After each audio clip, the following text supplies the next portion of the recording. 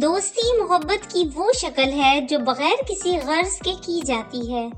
दोस्त वो होता है जो तुम्हारे खामोश आंसुओं को भी पढ़ ले।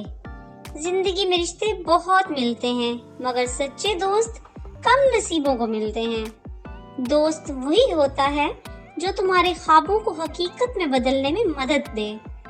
एक अच्छा दोस्त आईने की मानिंद होता है जो तुम्हें तुम्हारी असल शक्ल दिखाता है। दोस्ती का मतलब सिर्फ साथ रहना नहीं बल्कि हर हाल में एक दूसरे का सहारा बनना है। दोस्त वही है जो तुम्हारे खिलाफ सब कुछ सुन ले मगर यकीन सिर्फ तुम पर करे। दोस्ती एक खूबसूरत एहसास है जो जिंदगी को खुशगवार बना देता है। हमारी आज की वीडियो बेस्ट फ्रेंड्स के नाम। उम्मीद है आपको ये वीडियो पसंद आएगी।